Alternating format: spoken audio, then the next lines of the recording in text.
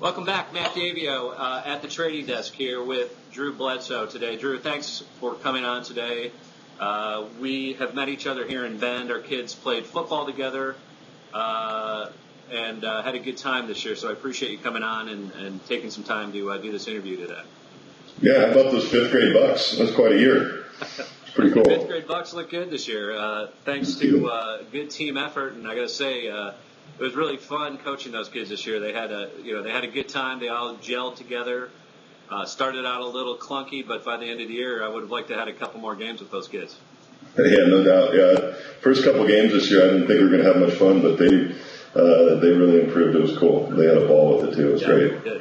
And thank you for coming out and giving a couple professional tips out there to us non-professional recreational coaches, because it was definitely definitely helpful to get those quarterbacks in line. Yeah, that's right. That's kind of the right level for my involvement in football right now. I'm busy enough that fifth grade's about as high as I can go. It's great. Yeah. So, Drew, you live here in Bend now. You've lived here part-time, and you were still playing football 05. Wasn't it 04, 05 when you moved here? We've been here, I think this is 6 years now. We got up here in 03. So we've been here. So we were here for 3 years while I was still playing ball, kind of going back and forth in the springtime. Kids were going to school down in Texas for a couple of years, and then coming back and finishing the school year up here. But we love it. We love it. This is a great place to be, and we had a chance to live all over the country and chose Bend, and we couldn't be happier. It's a pretty great spot. It's great. And there, you've got a little bit of history here in Bend. Doesn't your wife have some family? Yeah, absolutely. And my wife's uncle, Bill Healy, started the ski area here, started Mount Bachelor here. So when we go up skiing, the kids get to go pat the statue of their uncle on the butt every day when we go up skiing, which is pretty cool. Yeah, that's an awesome thing. It's a great mountain, great family mountain, and I encourage people to come on out to Bend if you haven't skied Mount Bachelor. It's a great place to take the family. So, so let's go back. You grew up near Walla Walla, Washington. Yeah. Local boy, obviously went to Washington State there. What were you like as a kid? I mean, were you into sports? Did you have this natural gift from day one that you knew you wanted to play? I was absolutely into sports. I think if somebody saw me when I was in the sixth grade, they would not have picked me as a professional athlete. I was, I played everything. I played basketball, played football, played soccer, I was a swimmer. I wrestled. I did everything. Yeah. And I wouldn't say that I had a particular gift at any one of them at a young age.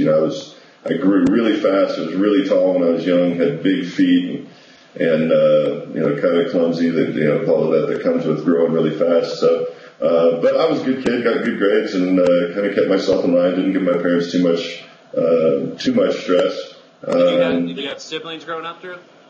Yeah, my brother. I've got a brother who's 6 years younger than I am. So, we were at different places in our lives all the way through until he got to college, and then we discovered we had a lot in common. Now he lives about a mile from us here, which is great. So what was it about competing at at a young age? Because again, I was the same way. I would play any game. I obviously never got to the levels as you did, but what was it about the gamesmanship? Because I think I'm always trying to get at it. Is it an innate thing? Do you think that you're born with, or was it some or some kids are pushed? And I'm just wondering what side you came from. I mean, did you just have? No, I was certainly never pushed, into sports. My dad was a football coach, so I grew up around it and all of that. But I don't think they ever once had to, encourage or incentivize me to go turn out for a sport. I just, whatever was there, that's what I was, that's what I wanted to do.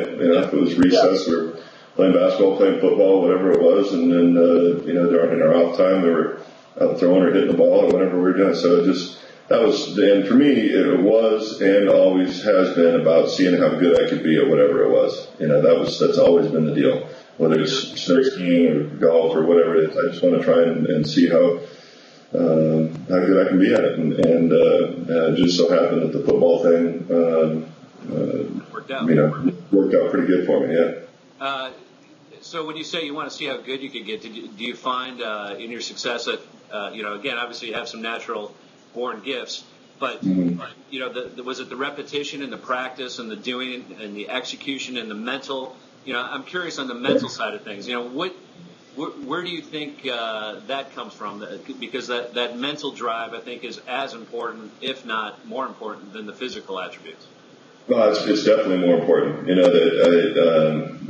every level, it became more pronounced at the professional level. It was not necessarily the biggest, strongest, fastest guys that were successful. It was the guys that really had that inner drive and that motivation. Guys that were smart. Guys that kind of kept themselves together off the field. Those are the guys that were ultimately successful. And then there are those very, very few that are blessed with the athletic ability and also that drive to excel. And those are the guys that have the names that you know. Yeah.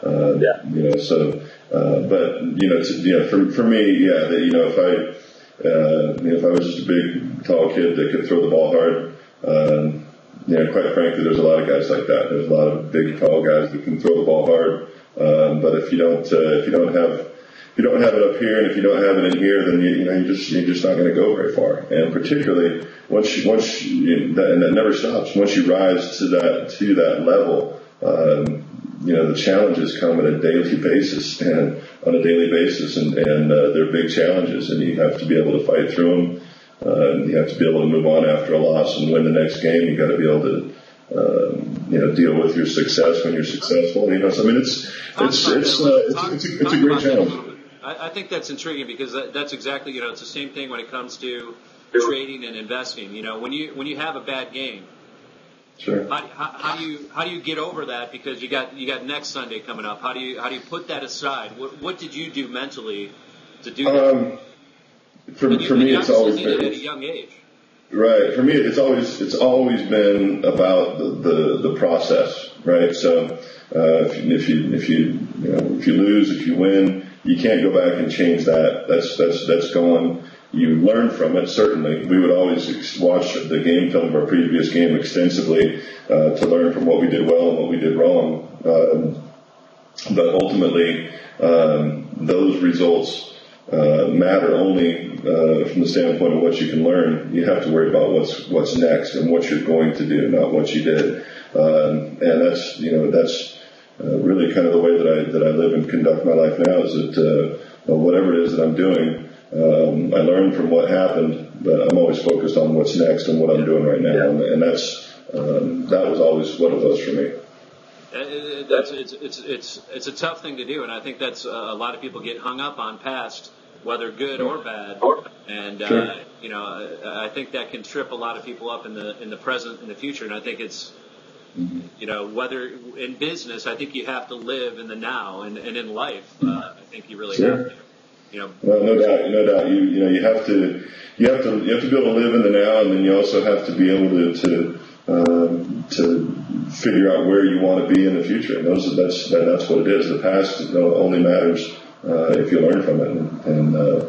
So 1993, you're done at. Why'd you choose Washington State? I'm sure you had other people. Washington State. I graduated high school in '90. Took recruiting trips to Stanford, Miami, Washington State, and Washington. Okay. Were the 4 recruiting trips that I took. And honestly, I just fell in love with Washington State. Really liked Mike Price, who's the head coach there. Felt like I had a chance to play fairly early in my career up there. And I also, it was 2.5 hours from home, so my parents were able to come to every home game, and a lot of friends that helped me along the way were able to come watch games, and that was important to me.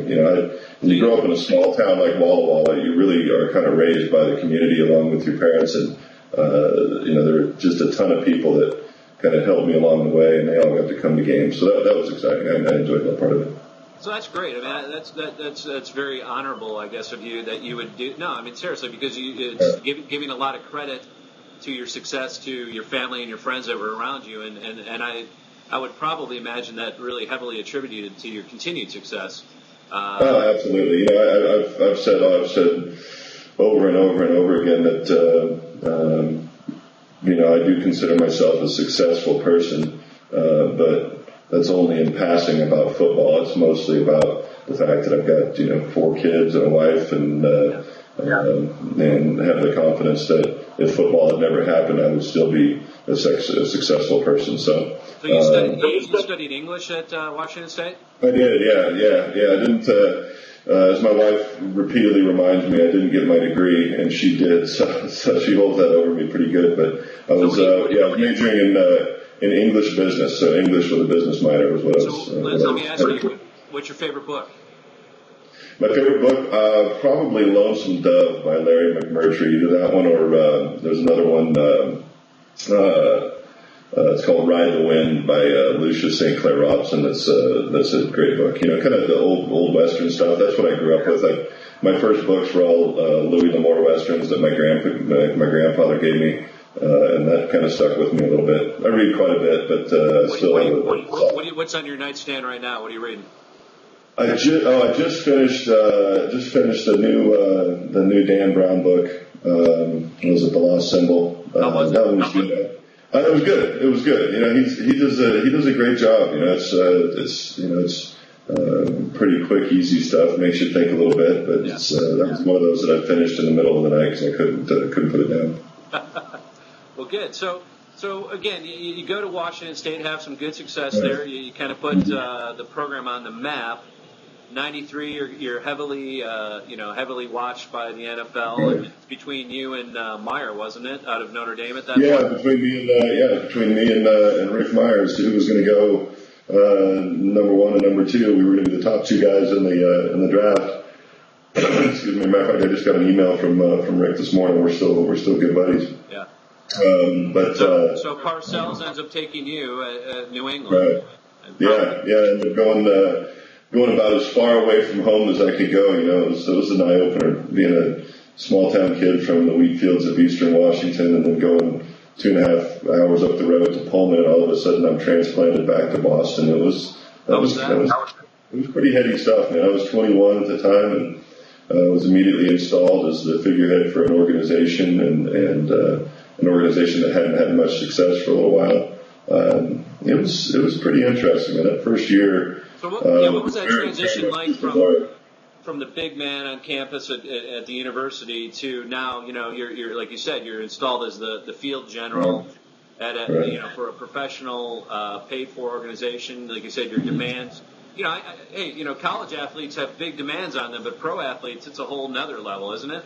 Yeah, it is. In college, you're fairly sheltered. You eat at the dining hall and you go back to your dorm room or your apartment, and you're kind of told where to be and when to be there, and it's really a pretty easy life. And then all of a sudden, you're transplanted into the NFL at a young age. You're handed a whole bunch of money, and you're kind of off on your own. But at the same time, you have to be able to, as a quarterback, you have to be able to be a leader for an organization, and instead of being dealing with other college students, now you've got 30-year-old grown men that you're in charge of as a 21-year-old kid, and it's you kind of get it. The way I took it, I just kept my head down, kept my mouth shut, and worked hard.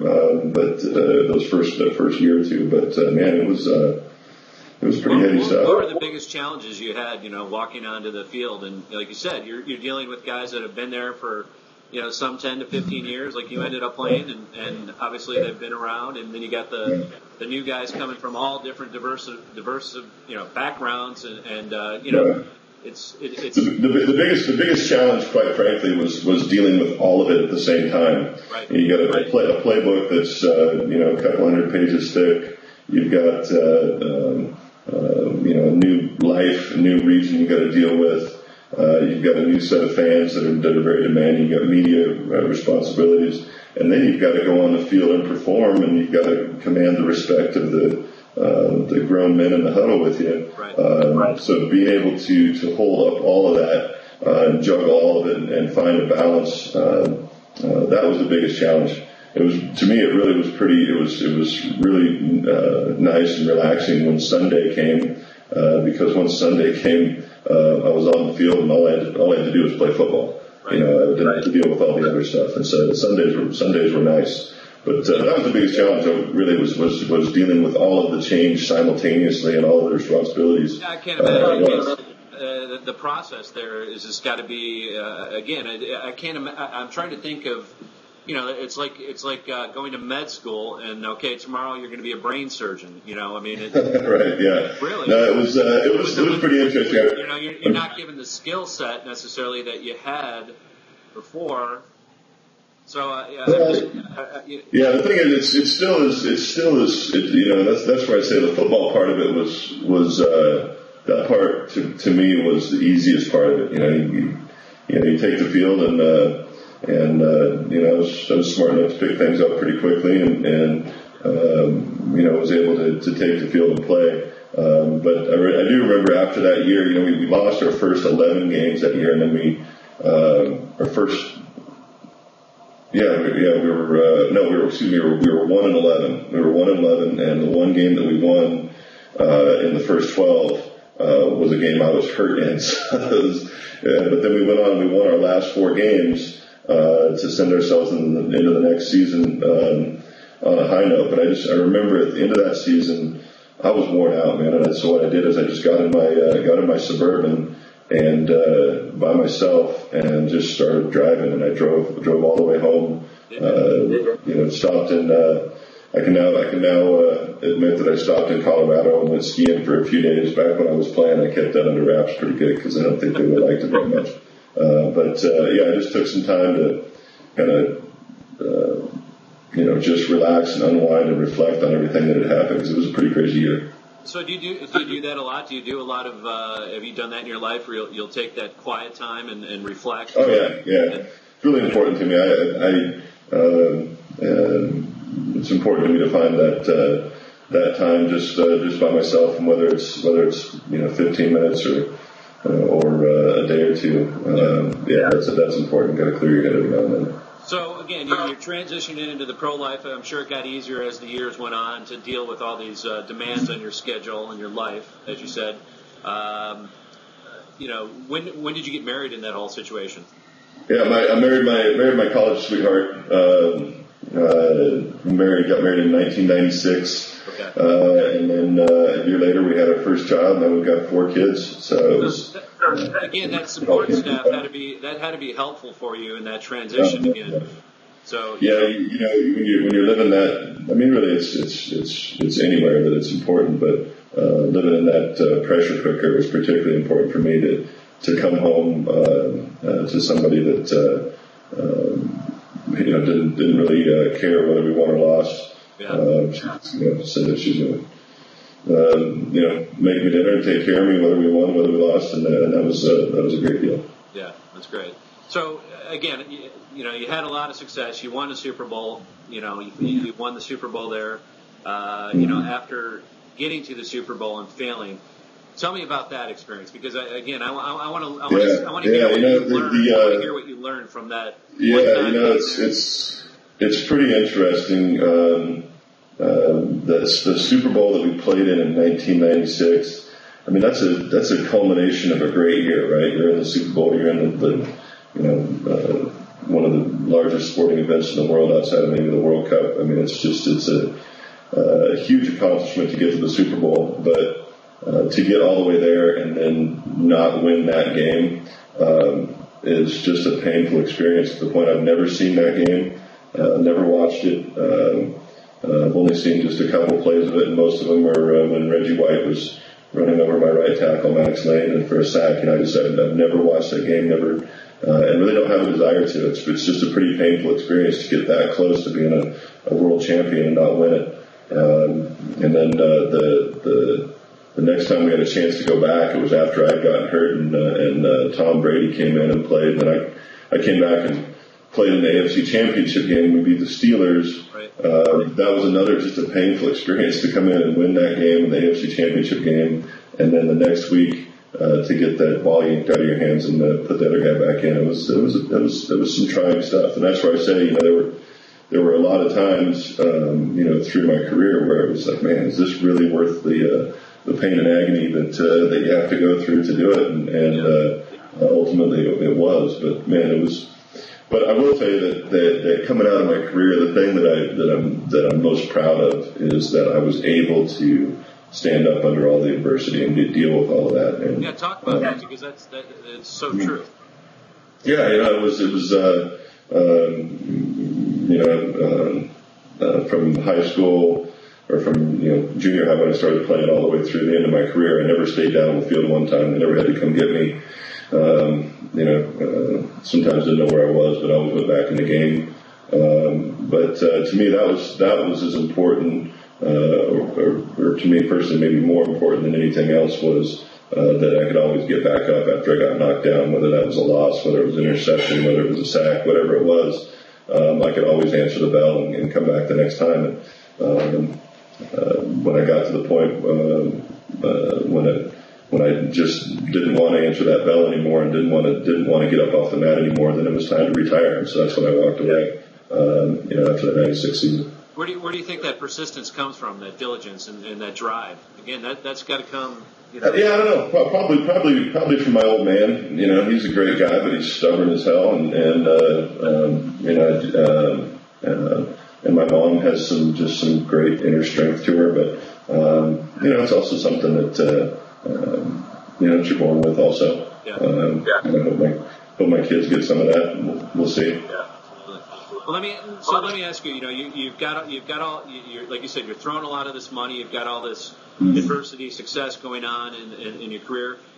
What do you start doing with? Do you start looking at investments, markets? Did you hire somebody to do all that for you right away? Because that's a whole other thing that you can't even. Yeah. I was and have been extremely fortunate to have found a great advisor when I was very young. When I was coming out of college when I was 20, my parents were both school teachers. My dad was a football coach, and so managing a bunch of money was absolutely foreign to our family.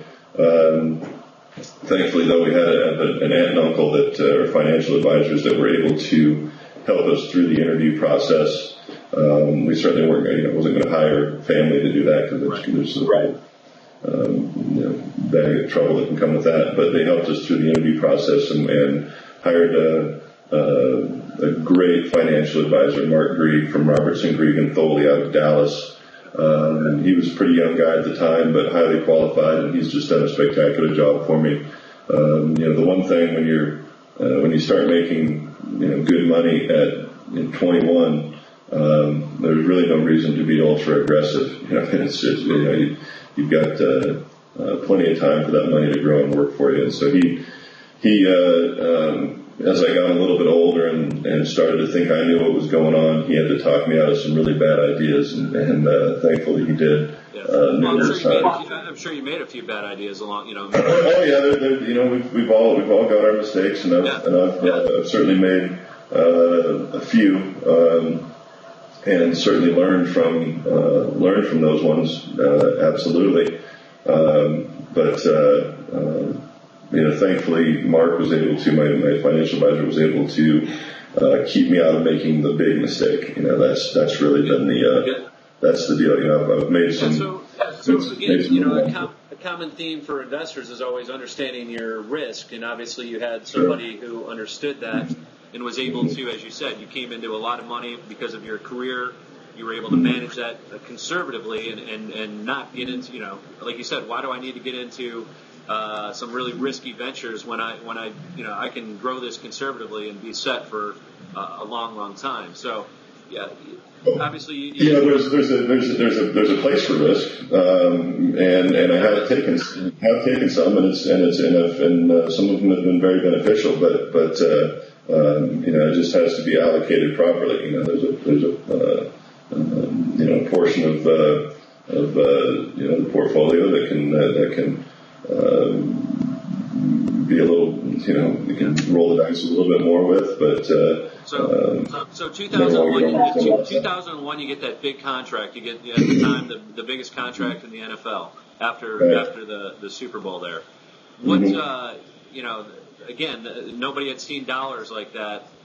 Mm-hmm. What changes in the viewpoint of your money people at that point? How do they look at that, and then how do you go about setting that up for the next 20 years. And I'd like to lead into where, you've got a double back right now. You've got Bledsoe Capital Group, and I want to talk about life after football because, let's talk, it's tough because I think those that are fortunate enough to play a game, their passion that they love and make money, and if you can do that for a long career like you did, and then parlay that into another career, which you're doing now, I think more people need to hear how that happened. And it wasn't overnight, Drew. I mean, yes, you played for a long time, but you earned your stripes there. You earned your contracts.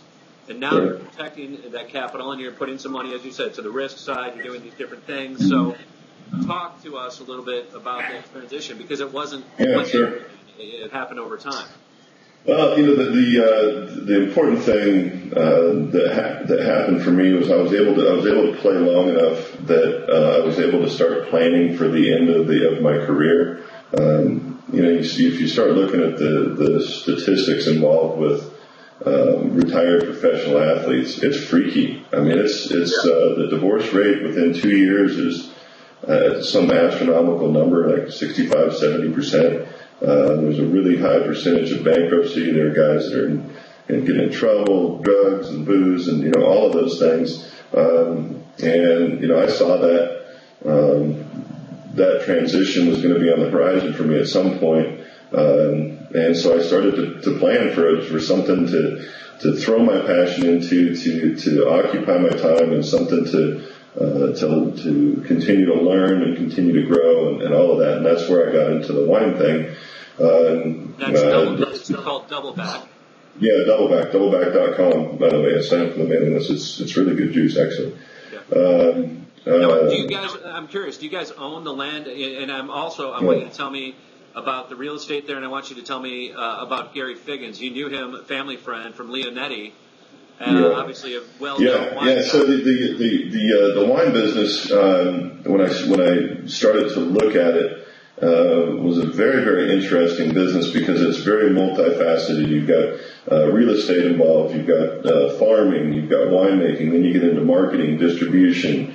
It just is. You've got in a smaller winery, which we are, you control all of those things and make all of those decisions yourself, and it's really an interesting business. So when I started to get into it, we first bought our first piece of property in the Columbia Valley, bought 80 acres, planted 50 of those, with mostly Cabernet, a little Cab Franc, and Merlot. And as I was getting into it, went back to Walla Walla, which is my old hometown, which is now a pretty big time wine region. I think there are 120, 130 wineries in Walla Walla now. And bumped into my high school buddy, Chris Figgins, whose family, his dad started Leonetti Cellars, which was kind of the grandfather of Washington wines, world-renowned, Cabernet and Merlot. But I bumped into him. He'd been making wine for his dad for a decade and was really taking over the operation at Leonetti. Sat down and had lunch with him, and it became apparent fairly quickly that Chris was looking to do some consulting outside of his family's winery. And all of a sudden, it dawned on me that I could have really the kind of the rock star, or one of the 2 or 3 rock stars of Washington wine as my winemaker, and so I jumped on that opportunity for sure. So you guys you bought the land. I bought the land. We planted 50 acres in the Columbia Valley. Then we bought 50 more acres in the Walla Walla Valley, and that's planted. What year was that? Let's see, what is it? 09 now. We planted that in 07. Okay. We'll harvest our first fruit off of the Walla Walla Valley vineyard next year in 2010. The Columbia Valley fruit we've harvested. We've harvested two crops off of that. Those vineyards. Our 07, which is our first release, that will release this coming spring, is entirely purchased fruit. 08 will have some of our fruit in it. 09 will have a little bit more, and then 2010 is when we'll really start to use more of our own fruit in our wine, with the goal toward eventually becoming an estate wine where we make the wine entirely with our own fruit. Fantastic. And where do you But it is pretty interesting that the real estate side of it has been great through this whole, whatever you want to call it, that we've been through on the real estate side. The winery, the vineyard real estate in the Columbia Valley, and particularly in Walla Walla, has remained very, very strong and actually increased in value. So that's been a great play for us. Well, it's interesting that you bring that up, because I was curious whether or not you owned it, because I think that is the play there. I mean, if you're leasing land or buying fruit completely, obviously you're cutting out a side of the profit and the control of the product, obviously. So that's huge, obviously, that you're able to do that, and you're in an area that's in the sweet spot and is going to continue to do well. I mean, it's you can't grow wine everywhere, and that's definitely an area where it does it very well. Yeah, well, you can grow grapes, pretty much anywhere, but to make really world class wine, there are only a few places you can do that. And Walla Walla happens to be one of those areas. The nice thing there is that the wines that are coming out of Walla Walla are truly world class caliber wines. You look at the wine writers and the ratings and all of those things, and we're right in the mix with with Napa and with Bordeaux. And, I was talking to a friend last night back in Long Island, and he was saying that there's really a ton of push on the Washington wines back in New York City markets and Long Island. So obviously you guys are out there marketing. Where's your price point for the products that you see coming out? You have a couple different products. We're coming out on a pretty high end. We're $82 retail per bottle, which is rarefied air in Washington. We got Leonetti, you've got Clusida, you've got some Cayuse wines, and then a couple of other smaller wineries that are priced above where we are. But we're being pretty aggressive on the price. We're not making very much. We're only making 600 cases of wine, and quite honestly, it's damn good. I think we can justify the price. So it's but we're shooting pretty high, trying to establish ourselves in that realm with the top Washington wines. If I didn't have Chris Figgins as my winemaker, it would probably be a pretty big reach to try and do that. But the combination of the two of us is producing pretty good stuff. Yeah, I would imagine the quality of the winemaking and then the marketing angle obviously worked very nicely for you guys together. So, to talk to me a little bit, I know you were involved also in the roasting business here in Bend. Right. Yeah. Coffee roasting.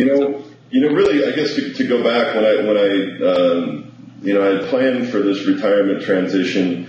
Had the winery thing going, but it's a great business, but it's really, really slow, especially at the start. You've got 3 years before you produce a grape, and 5 or 6 years before you have any wine, so it's pretty slow. And so I really kind of set out, and I did a bunch of different things, quite frankly, to figure out what my capacity was and what I really enjoyed. And one of them was a coffee roasting business, 11 roasters. Got into that, started it from scratch with a partner, and learned a heck of a lot. Most of it learned how not to do things. But thankfully it was not something that was a multi-million-dollar endeavor that to get into. It was fairly. But that's again a type of learning moment for you, I'm sure, because although they're different, coffee and wine, they're the process and the marketing. The process was a great learning process. I think the biggest thing that I learned on the coffee side was that you need to measure 10 times and cut once. I mean, we just jumped in with both feet and started going without really spending a lot of time planning, and that was mistake A number one. You got to have a rock solid plan going in. Your plan is going to continuously change, but if you don't have that plan going in that you can use as a baseline, you're destined for failure. Tough to execute a strategy if there is not one. Yeah, and that was, you could go back to football. I would never take the field without a rock solid game plan, your game plan's always going to change. With the first play of the game, you see what the defense is doing, but you got to have that plan first. And we didn't do that very well on the coffee side. On the wine side, we've done an excellent job of planning our marketing, planning our distribution, planning our production levels, all of those things. But on the coffee side, you guys are out there quite a bit, talking to people at the shows and marketing the product, which I think is, again, you got to be hands-on. You can't just build it and they will come. There has to be some nice salesmanship behind it. Yeah, wine's about romance and experience, and you've got to be out there selling that part of it, and you got to get people to buy into your story, because like any competitive business, there are plenty of other wines out there that people can buy, and there are other very good wines out there that people can buy. But how do you convince them that it's worth paying a little bit extra for yours? Well, I think it's better juice, first of all, but we also got a great story. We've got a great package that looks good on the table. It's going to be romantic, and it's going to be a great experience for people. So that's really what it is. But you have to understand, who your audience is and what appeals to them and how you market to them. And that's what we spent a lot of time on. So again, there's one market that you're involved in now. The Bledsoe Capital Group is also real estate. Obviously, we've touched on the wine is part of that real estate. You're involved in luxury services, you call it, emerging products, and the entertainment businesses. So talk to me about some of the things you're looking at in some of those areas. Well, really, how the capital group came about was with a partner, a friend of mine up in Montana, who was a very accomplished attorney and had a stellar legal career. And he and I were just visiting as I was making this transition out of football about the amount of deal flow that I was seeing and that he was seeing as an attorney. When you're a high profile athlete, people just want to bring you every crazy idea that they have, and 99% of them are bad ideas. But there might be one in there that's a good idea. So what we wanted to do was apply some structure to analyzing the deal flow that we were seeing, and then use our respective networks to try and bring capital and experience to bear on those good ideas when we found them. Where that's gone, we jumped in, started looking at a number of deals, ultimately picked 3 of them that we looked at more in depth. One of them was a big real estate play that thankfully didn't come to fruition because we were looking at it what ended up being the very top of the bubble, and would have been a really bad deal. So thankfully we were still in the due diligence process on that when it started to turn south. Can I ask you what it was? Can I ask you what type of deal it was? It was up in central Washington, Chelan, Washington. Still, I think it's going to be ultimately a great project. It's a beautiful piece of property up on the bluff overlooking the beautiful Lake Chelan, and it's got enough room for a golf course and a bunch of home sites. And I think at some point it's going to be a spectacular development, but it's just the wrong time right now. Yeah, land was too much, costs were too much to get into it on the front end. Yeah, it was really priced right. It did end up selling, but the problem with that was that as we're seeing now, even at the right price, if you've got to sit on it for 10 years before it becomes a viable opportunity, all of a sudden your ROI is pretty low, even if you apply a multiple to it when you get way out there. We determined that was not going to be the best use of the capital we were looking to raise, and thankfully walked away from it. I do think it'll be a great spot. It just won't be us. So you guys are actually with your group, with your capital group, Drew. You guys are going out there and mixing some of your money with other investors' money. Is that what you've been trying to do with the group? Yeah. In essence, that's what it is. And so to come back around to we looked at 3 deals. We ultimately, after extensive due diligence, we picked one deal, and that we've been really grinding on now for the last couple of years.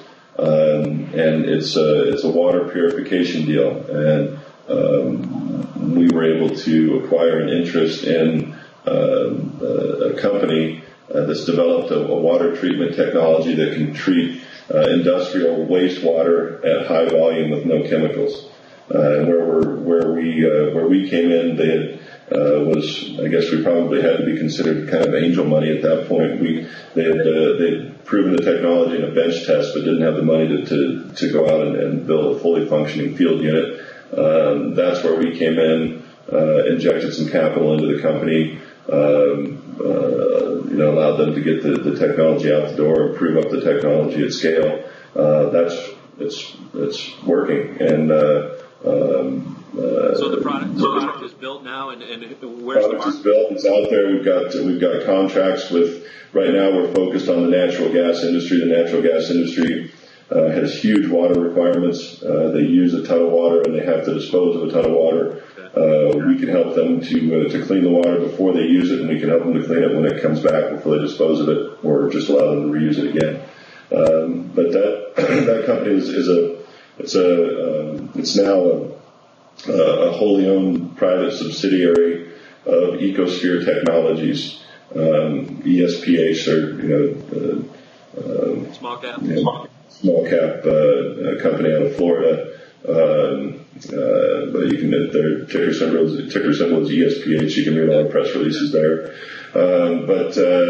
We think we've really got something special here. We think that we can really we can do a number of things.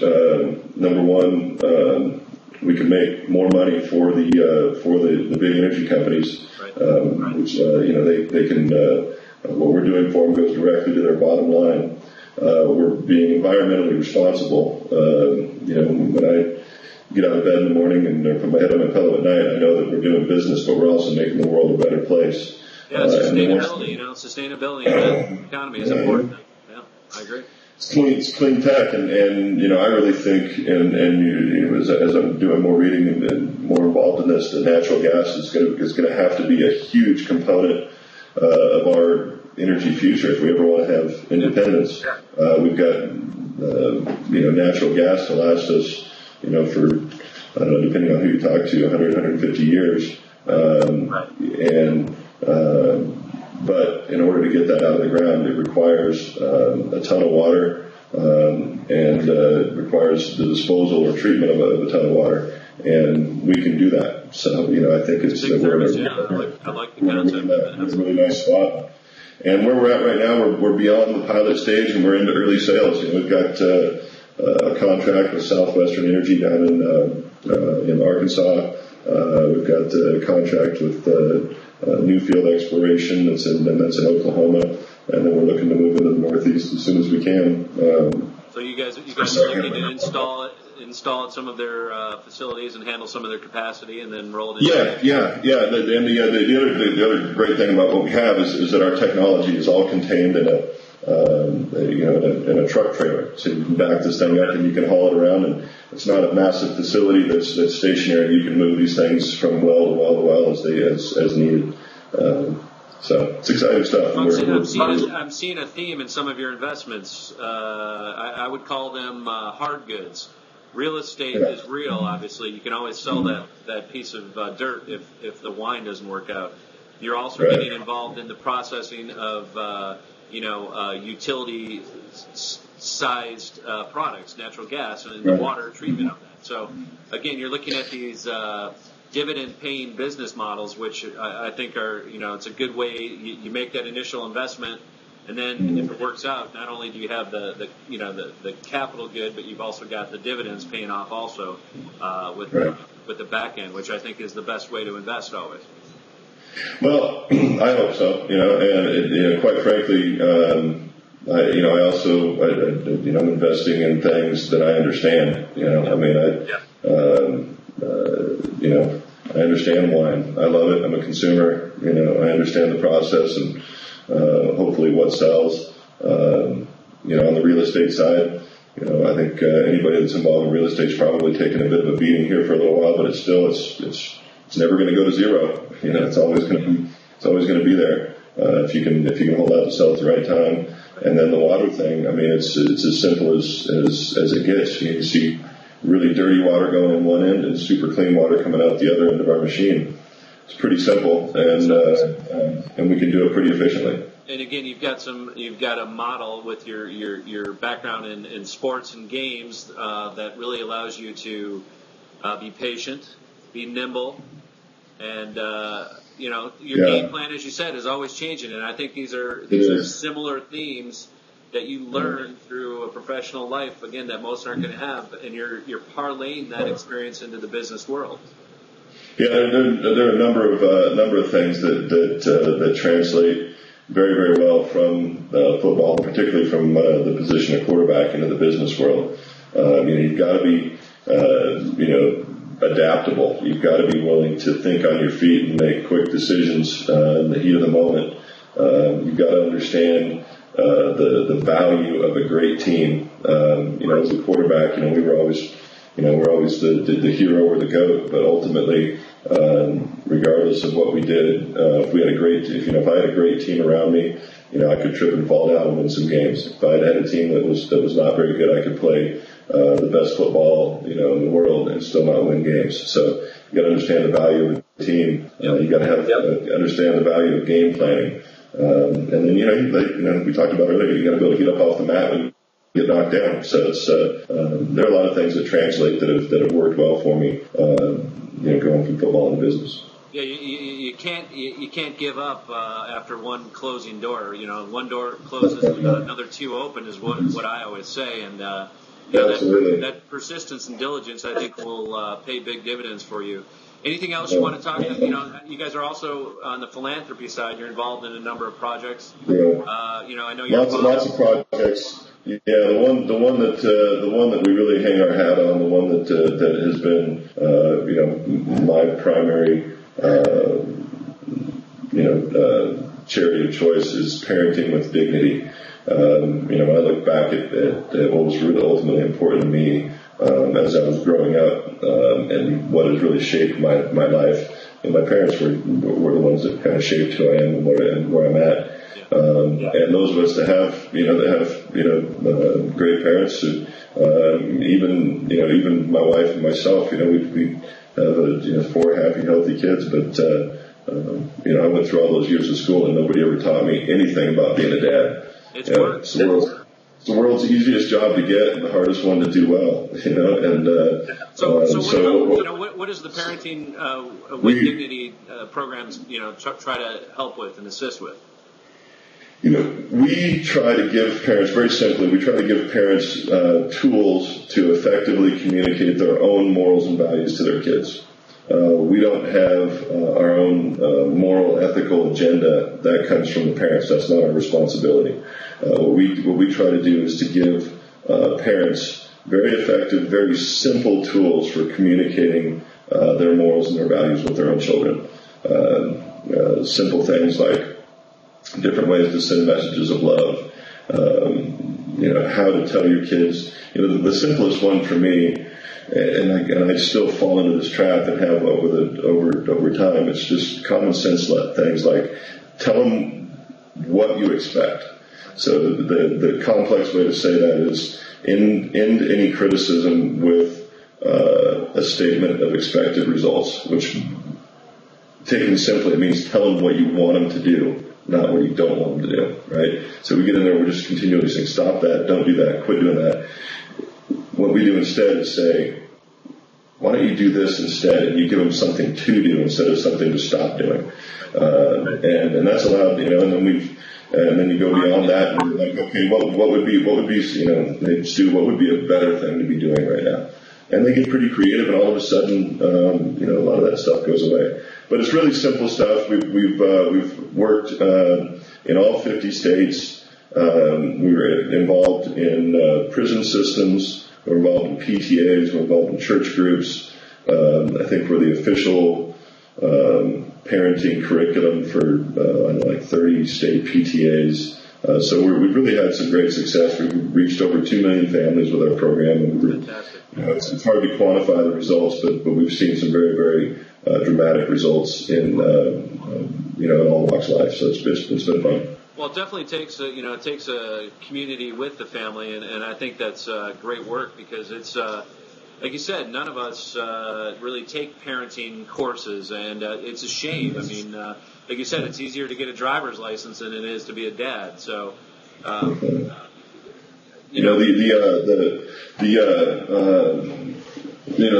other thing that's been kind of cool with it though is that it's a football player and my dad is an old football coach that are presenting this stuff, and it's because of that it's not kind of technical psychological jargon. It's a couple of football guys talking about common sense ideas for being a better parent, and that's allowed us to reach more dads than you normally would. So it's been really good. It's been really, really rewarding.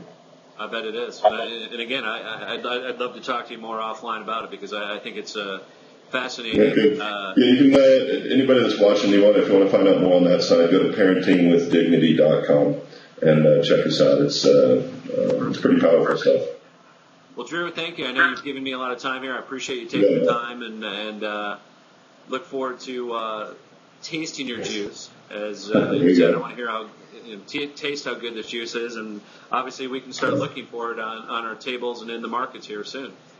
There you go. Yeah, starting in March, April, somewhere in there. But the website's doubleback.com. People Doubleback.com. Get I'd encourage people to get on the mailing list, because we just don't have very much wine this year. Next year we'll have so we can jump on a mailing list on your website at doubleback.com and get the information there. So again, appreciate I appreciate you telling the story of the transition, because again, I think it's powerful, because more guys in your situation can do more good things and be successful in their communities, and you guys can become, as you have, a fantastic role model for not only everybody else out there, but your children first, and that's where it starts. And again, it was an honor having your son on my team, and I will say that to you again live, because that says something about the parents, and you have good kids. You have good kids, Drew. Cool. Well, thanks, Matt. I appreciate it, buddy. We'll keep in touch, and we'll talk to you soon. Thanks, Drew.